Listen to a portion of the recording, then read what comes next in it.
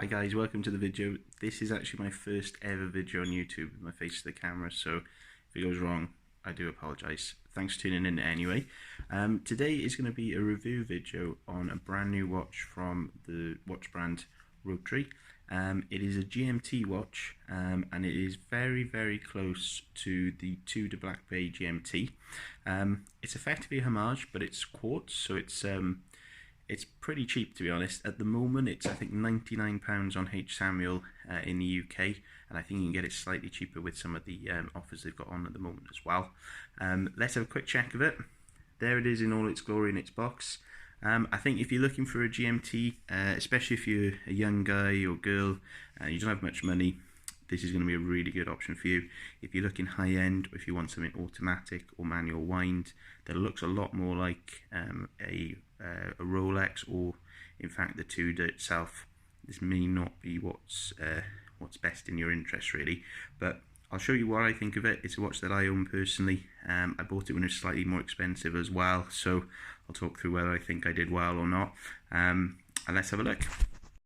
Okay guys, so to start things off, I'm going to do a wristwatch check. Every YouTuber seems to do one of these, so I may as well. This is a Seagull 1963. It is a manual wind chronograph. I thought I'd wear it because it has a link to the skies as well as the GMT does. Obviously the GMT is designed for people who travel a lot. I think its original design was Rolex was approached by Pan Am Airlines to create a watch that their pilots could wear, and they'd be able to keep track of 2 time zones. This is obviously not a GMT watch, but it is a pilot's watch. It was designed for Chinese fighter pilots, and I think it was obviously issued in 1963, hence the name. It is a beautiful watch. I'm probably going to do a review on it at some point, although there are a lot out there, so it may just get lost in the ether, but I'll give it a go. It is amazing, so we will speak about it again, but let's switch over to the main event. Okay, so starting off, this is the Rotary in the box. If you want a more accurate description of what the box looks like from opening it from the very first packaging, I've done a video on that as well. It doesn't go into any depth. I don't speak on the video. It's purely what you get in the box, what it looks like, first impressions in all its packaging. So as you can see, it's presented nicely. It's got the instruction manual here, so if like me you've never had a GMT watch before, it's worth reading it. Although if I'm honest, I probably still didn't quite understand the GMT functionality. I think I've got a hang on it now, but I probably need to do a video on that to help other people, or I may need to do some research myself on GMT because it's a bit of a confusing one, to be honest. We're going to have a look at the watch in a bit more detail. I think if I just do my initial impression of the watch in terms of it's just basic sort of stance and its view, what it looks like on first impressions. It's a nice watch. I think if you are looking for something that particularly looks more like the GMT Black Bay from Tudor, then this is a really good sort of case design for you. It looks quite similar. The bezel itself is an aluminium insert, which is good. However, the alignment isn't brilliant. So if you look there, it's a bit difficult because this camera is as good as a potato. The alignment's not bang on, and the way that the marker has been set just inside with the lume and then obviously the silver surround of it does make it quite hard to tell where the arrow lies anyway. So you're always kind of not quite sure if you bang on a particular marker, and as a result it does frustrate me. I think if I was wearing this watch daily, especially if I was traveling a lot, I think it would let you down. I would be annoyed, but because I wear a lot of watches, I've got a lot in my collection and I wear a different one every day, I rotate a lot, this isn't such a big problem for me because it's not a frustration I get all the time. But I think if you were looking down on that watch every day, you'd be frustrated. One way to maybe combat that is to go into the store itself and buy one from H. Samuel, and I think it may be F.H. Hines is the other other provider that sells them. I bought mine online because it was cheaper. I did have a quick look in the store, but I just looked through the window. It looked what I wanted, so I just thought I'll just get it online because I think at that time they didn't have a discount, and it was about £250, which I think is crazy high for a quartz watch. So when I bought it, it was just over 100. It's £99 now, and I think, to be honest, it may drop again because I don't think they've had a lot of people buying these, and I certainly haven't found any reviews online at all about it. I think my unboxing video was the first video on YouTube about this particular watch. So we're going to go into a little bit more detail of the watch itself now, but I thought I'd just give you a few brief pointers there. Right, let's have a look. Okay, so to start off with, I thought we'd just do a quick run through of the bracelet. Now, the polishing on the bracelet is good, you know, it's very shiny, but the problem with that is it picks up fingerprint marks like hell. So I've purposely not polished this watch up for the video because I believe in showing you what a watch is like in true reflection after usage. So I don't wear this every day, remember. I give it a quick rub with my clothing, which I think is quite an accurate way of how people on the fly will clean their watches. It's got good adjustment. I changed the strap myself. It comes with a lot more links than I needed. So I've got a 7-inch wrist. I had to take out, I think, 4 or 5 links to get the watch just right. It does rattle a bit, which is frustrating. And also, what I find is that the latch, though, is quite decent, although a little bit stiff to get off. I like the fact that it's brushed aluminium. And the Rotary insignia there is very good. It's well carved in. If we just show you a quick look there, so it flicks open very easily.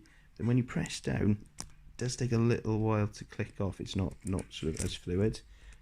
Again, sort of a satin finish, brushed stainless steel there, and then the watch itself here. I've kept the sticker on. Basically, it just tells you the general information. So what is quite nice is that again is like a sort of a dull finish, and then the Rotary is polished. It's obviously got the branding, and since 1895. Its water resistance is 50 meters. I don't think I'd ever go in the water with this. To be honest, I barely even go in the water with my watches that are designed for diving. That's more me than anything, but I certainly wouldn't risk it. Other than that, it just tells you it's got mineral glass, and it is stainless steel case, which is great.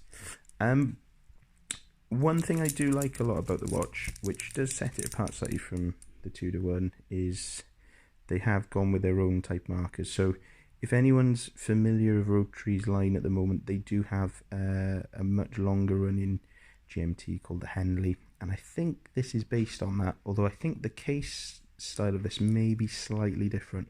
I've never handled a Henley, so I'm not gonna ever attempt to sort of compare and contrast them, because I don't know enough about it, and I don't believe in trying to compare watches you don't know about. But I think it's of the same type of lineage, but from what I can gather, I think the bezel is slightly different. So this is like a coin edge bezel.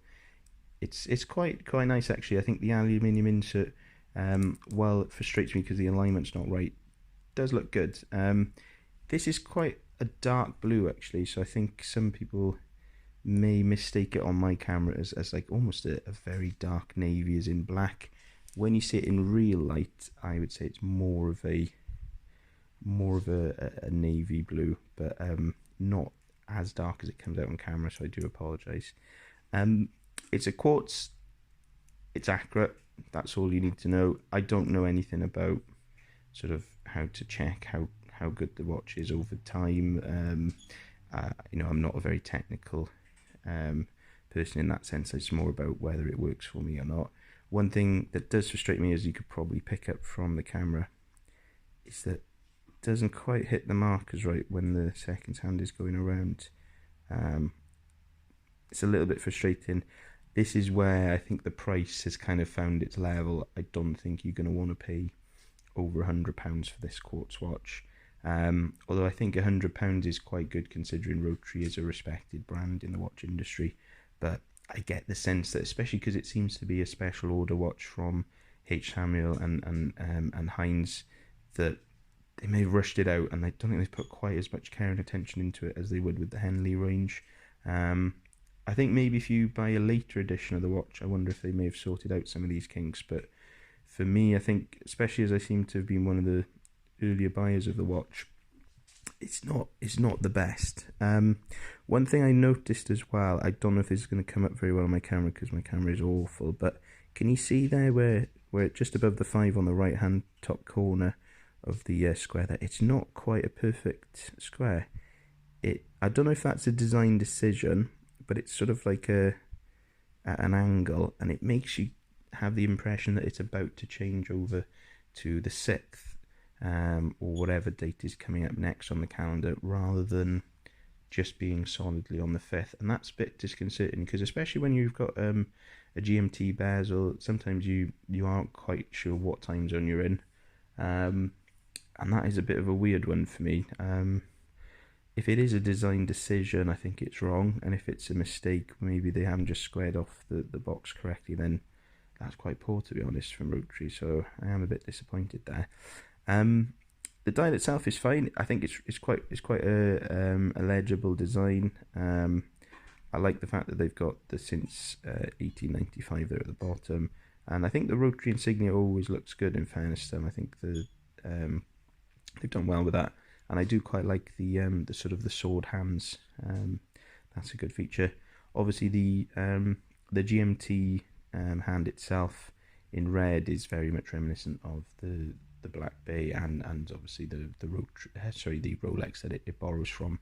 Anyway, the case itself is quite well polished, but as you can see there, that it is a fingerprint magnet all the time, always picking up fingerprints.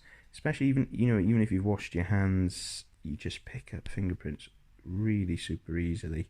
I touch my watches a lot. I'm always looking at the time, I'm always playing with a bezel. If you're not like that, maybe it's not going to be such an issue for you, but for someone who fiddles with his watch a lot, it does annoy me a bit. The bezel itself, I'm just going to do a quick review of how it functions, the rotation of it. But as you can see, I think it's quite nice, and the mineral glass seems okay to me. It doesn't seem to smudge very often. It's had a few little knocks, and it hasn't scratched yet, which is good. So mineral glass isn't the best, but I think for the price point, you're not really expecting too much more at this stage. One thing I'll quickly touch on though is the design of not having a crown guard. Sorry, I couldn't get my words out there. That's obviously in line with the Tudor. I quite like it, actually. I think I've been wearing a lot of dive watches recently, and it's kind of refreshing not having a crown guard. The crown itself is really good. I've got to say the movement of it is very silky smooth. It's quite easy to pop out once you get past the certain thread, and the functionality of it's really good. You do need to read the instructions though, because I think you'd get a little bit lost, because I think once you go to the first stage, you can then get into either changing the date or the GMT hand. Obviously, if you go one way, you suddenly flicking through the date, and then if you go the other way, you've managed to get yourself a change in the time zone. So that's really good how it works in that sense, but you do need to look it up. I like that they put the insignia on the end. It's polished as well, and then the feel of the finish on the crown is nice. I think they've done a good job. Some people may say that's a little bit big, sticking out. I don't mind it, actually. I think I've got a lot of watches where you've got quite small crowns, and sometimes they are frustrating to operate, so I haven't got a problem with that, and I think a lot of people will find it okay. But the case in itself, I think, is really good. I don't think much of the strap, as you can hear, it's quite jangly. So we'll do a bit more of on-wrist action, and I'll show you the function of the bezel as well. Okay guys, so I thought I'd start out with what the watch looks like on the wrist. I think it sits really nicely. I've just got just over a 7-inch wrist. As you can see there, it's quite large. It does wear large, but the profile isn't too bad. It's not that tall, and I think because the mineral glass is flush against the bezel, it doesn't look too big. As you can see there, good polishing on the side, although as I'll go into in more depth later in the video, you do see a lot of smudges with fingerprints. I'm not a big fan of this bracelet. As you can hear, it does jangle quite a lot. it did mean as well that it came with quite a lot of extra links. I think it took me about 3 or 4 to come out, maybe even 5, just to get it to the size of a 7-inch wrist, which I think a lot of people do have, to be honest. The bezel is the main thing we're going to have a look at now, because I know a lot of people want to know what the functionality is like of it. So let's have a look. Okay, so this is the review of the bezel aspect of the watch. So as you can see, what I mentioned before, it doesn't quite align properly, and that is really frustrating. If you're going to look at the watch regularly, or if you use the watch a lot, I think it's going to do your head in. If you obviously manage to find one that's aligned properly, I think the watch would feel much more expensive. I think you'd be delighted with it. I might have just been unlucky with mine. Mine is one of the early watches, I believe, and as a result, maybe it's just that they rushed it out a bit too quickly. Hopefully, if they keep the watch going, they may iron that out. And from what I gather, a lot of people seem happy with the Henley, which I think is what this watch case is based on. And I know the Henley is quite a popular GMT watch for Rotary, so maybe they'll have iron some of these kinks out later on, but for now that may be a deal breaker for some people, unless you can maybe buy one in a shop and know that the bezel is brilliant. The functionality of the bezel, as you can hear, it's got a nice sound to it. I don't think there's much wrong with it. It's a little bit sort of faster in some places than others, so this first part seems a bit hard, and then it seems to speed up at this section, and then it goes back to being, quite tight, and the functionality is nice. Although because it doesn't align properly, again, it's frustrating. The aluminium insert is great. I like the colours. It's a darker type blue. On my camera, it probably shows up almost as black, but it's not quite as dark as that. Although it is very dark. It's definitely a navy rather than like a Pepsi blue. But I think that plays off quite well with the black face. And obviously the red of the hand is more of a pinky red than the bezel, which is a deeper and more metallic type red because of the aluminium insert. But I think it's a good bezel. It's just the alignment, that's the only thing that lets it down, really.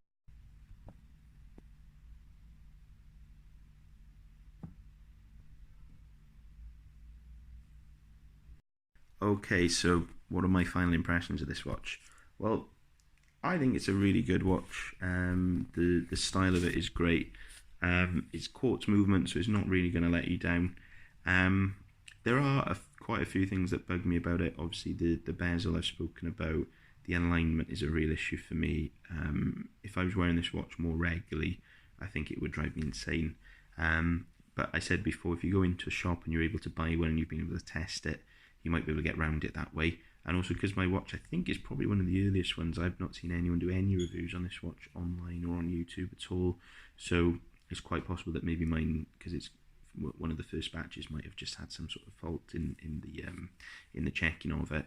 Who knows? But for the price range, I don't think it's too bad. I think the price is going to drop again, to be honest, because it doesn't seem to be an incredibly popular watch, especially because it seems to be being put into quite limited numbers, and only 2 outlets, as far as I can tell, in the UK are selling it.